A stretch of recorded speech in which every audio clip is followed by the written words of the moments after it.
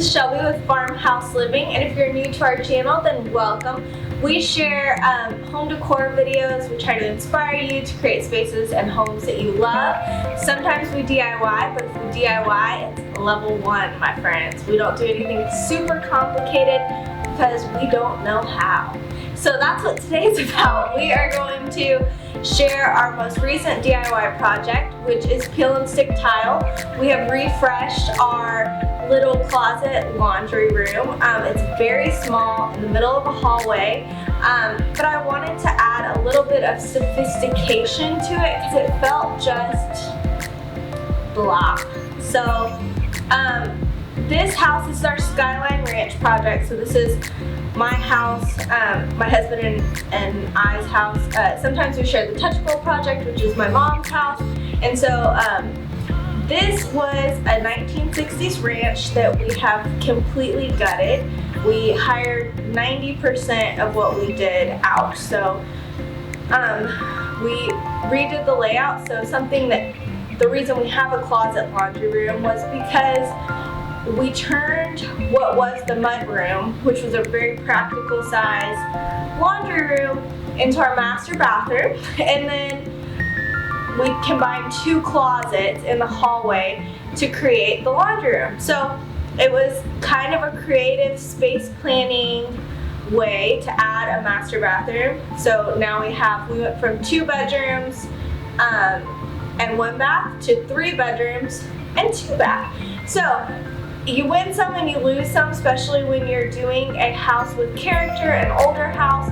And so this was just one of the places that we lost a little bit, but we gained a lot. So the sticky tile, the peel and stick tile was just a way that we could add a little something to the little closet laundry room. We used tile from our friends at Tic Tac Tile, which I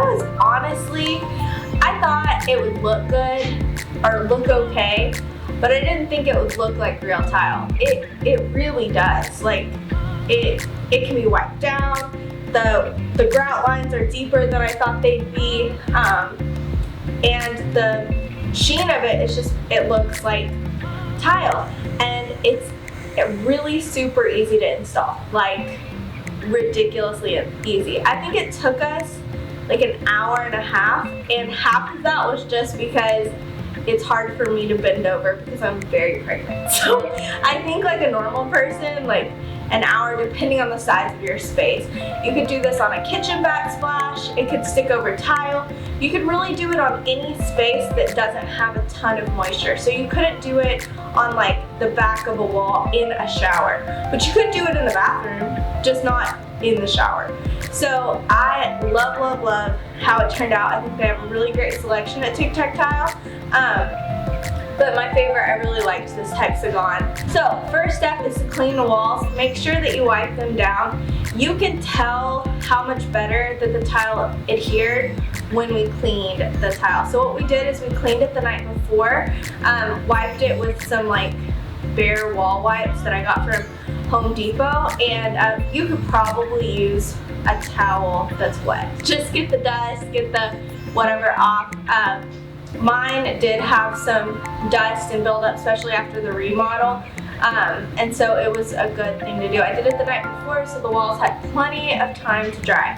So the most complicated process, or the most complicated piece of this process, is the fact that you have to draw a plumb line because your walls are not straight. So think about the way that you hang wallpaper. I've actually never hung wallpaper, but we're going to do that this weekend.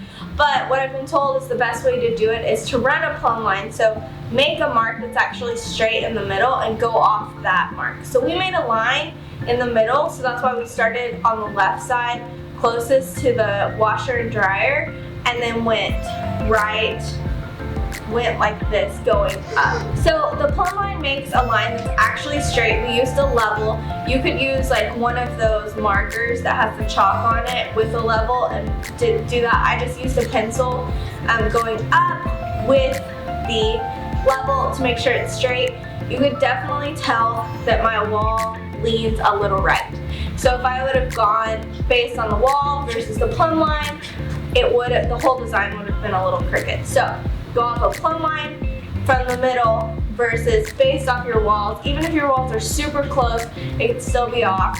So the pieces are 10 by 10 and have a lot of tile, so of course in the middle it's all going to be even because it's manufactured that way. But where you put the two big pieces together, you want to make sure that you can get it as close. This is one of those things, if you're a perfectionist, this might be a little hard for you. Just be free, my friends, because when you see it all together, you really don't notice. You might notice, but I promise your guests will not notice. And even if you notice, it's not enough to not think it's awesome and beautiful and much more aesthetic than a blank wall. So I love that it's you can wipe them down. I love that it looks like real tile.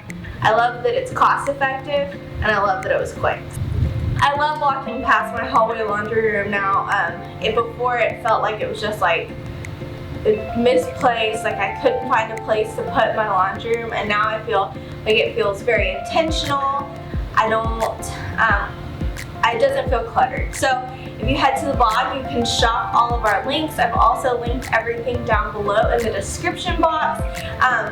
If you'd like more tile DIYs, apparently that's kind of our theme in our DIY series. We have painted the tile in the bathroom on the walls with Rust-Oleum tub and shower kit. And then we're actually painting tile floors at my mom's house, and that will come out next week. So stay tuned for that. We've got lots to do with tile, apparently. That's what we're focused on.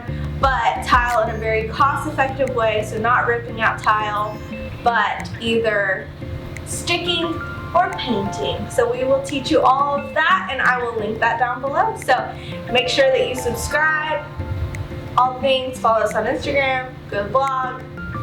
Have a great day.